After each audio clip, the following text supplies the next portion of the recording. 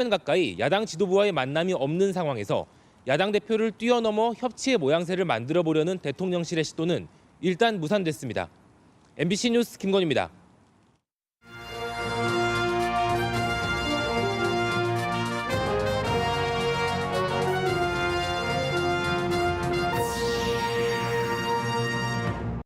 코로나19로 끊겼던 청주공항의 일본 오사카 전기 노선이 다음 달부터 재개됩니다. 항공사 간 치열한 경쟁이 예상됩니다.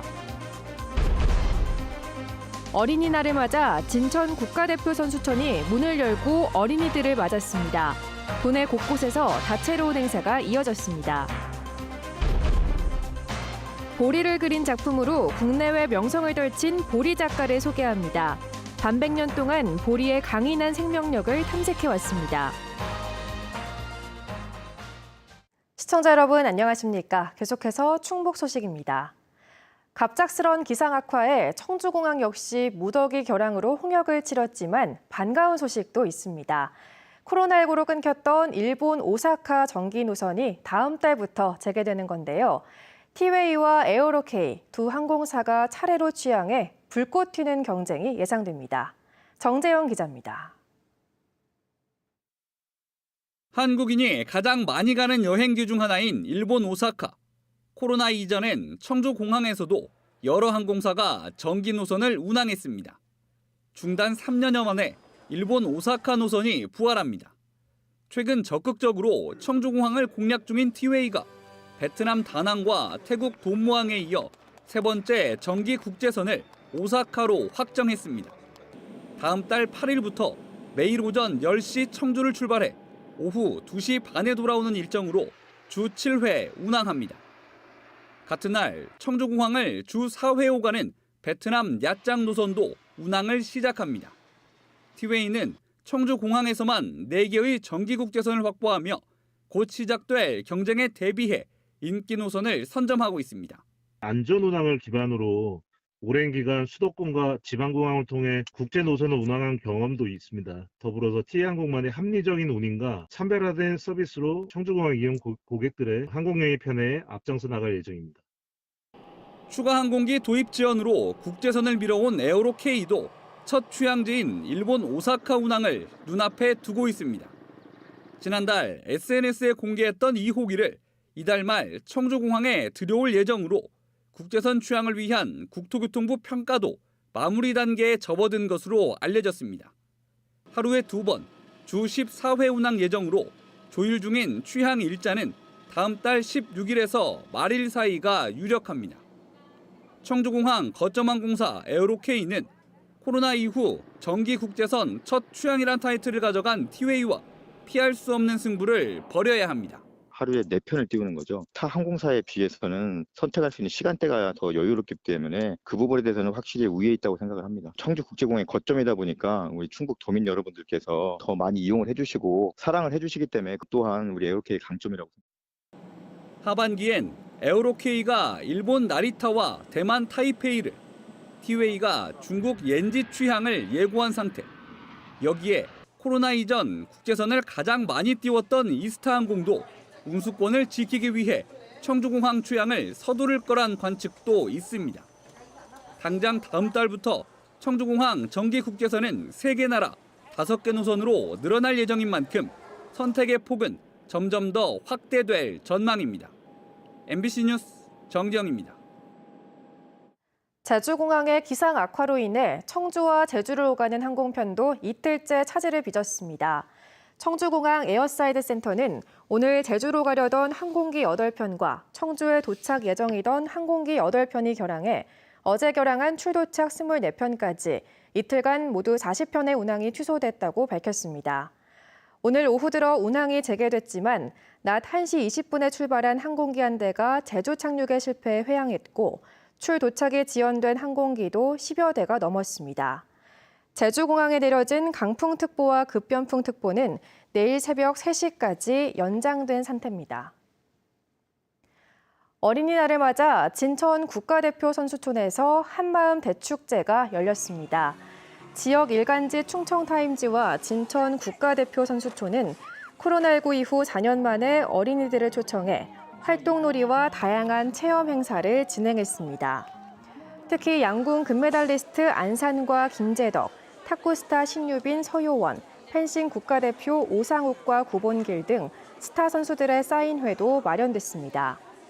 또 중부매일과 청주시가 주최한 어린이 큰잔치가 청주체육관에서 열리는 등 비가 오는 궂은 날씨 속에서도 어린이들을 위한 풍성한 행사가 도내 곳곳에서 잇따랐습니다. 쌀도 아닌 보리만을 고집하며 50년 동안 보리 그림으로 국내외 명성을 떨친 작가가 있습니다. 보리 특유의 강인한 생명력에 매료돼 인생을 걸었다 해도 과언이 아닌데요. 보리가 도대체 뭐길래? 작품과 작가를 이지연 기자가 만나봤습니다. 채 여물지 않은 초록빛의 풋보리. 바람을 맞아 흔들리는 모양새가 한지 위에 그대로 담겼습니다. 한쪽으로 이삭이 쏠릴 만큼 강한 바람이지만 쉬이 꺾이지는 않습니다. 황금빛 들녘도 마찬가지입니다. 가을에 싹 틔워 혹독한 겨울을 이겨내는 보리의 강한 생명력이 느껴집니다. 유년 시절 보리밭 옆에서 보리의 경이로운 생명력에 주목한 작가가 이렇게 보리만 그려온 게 반색입니다. 밟으면 밟을수록 꿋꿋하게 일어나는 그 강인한 인고의 정신이 있고 이것이 우리 한민족의 역사와도 같은 그런 거라고 생각을 해서 보리의 강인한 생명력은 추상적으로 표현되기도 합니다. 보리 같기도 아니기도 하지만 먹과 거친 붓의 움직임으로 보리의 성질을 담아냈습니다. 나아가 이삭 하나에 집중하기도 하고 태극무늬로 또는 물고기대로 보이게 해 해석의 여지를 남겨놓는 등 보리에 대한 작품 세계를 확장합니다. 보리를 그리되 보리밭 풍경에 국한하지 않고 끊임없이 현대적으로 재해석한 겁니다. 사실적인 보리를 좋아해요, 일반인들은. 그러나 회화적인 면에서는 보리가 워낙 작고 한두 점을 그리지 많이 그린다는 것은 이게 너무 지루하고 회화적이고 또 국제성이 있는 그런 그림을 그리려니까 보리라는 소재를 고집하며 다양한 영역으로 확장한 작품들은 이미 오래전부터 국내를 넘어 일본과 영국 등에서 인정받았습니다. 이제 80에 이른 원로 작가는 고향인 청주에서 50년 보리 세계를 총망라합니다. 70년대에 보리 풍경을 기반으로 시작한 작품에서 추상화까지 선생님의 그런 변화된 과정들을 볼 수 있는 그런 전시입니다. 오셔서 보리 미학에 감상하는 그런 귀한 시간을 가지시면 좋을 것 같습니다. 청주 시립미술관에 마련된 이번 기획전은 오는 7월 16일까지 이어집니다. MBC 뉴스 이지연입니다. 방사한 지역을 여러 번 벗어나 빠삐용곰으로 불리는 반달가슴곰 오삼이가 4년 연속 충북을 찾고 있습니다.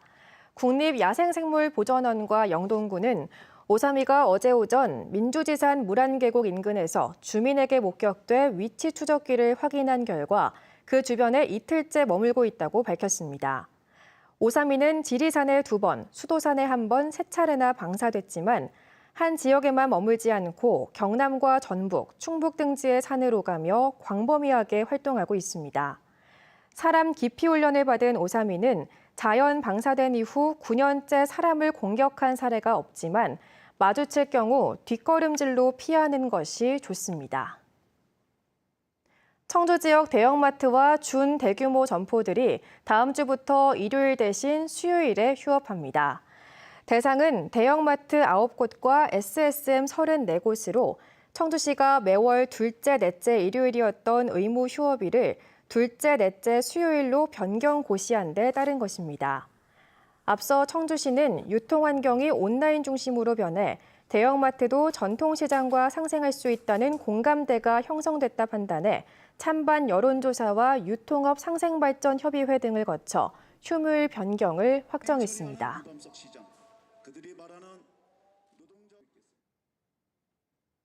충북 소식 마칩니다. 시청해주신 여러분 고맙습니다.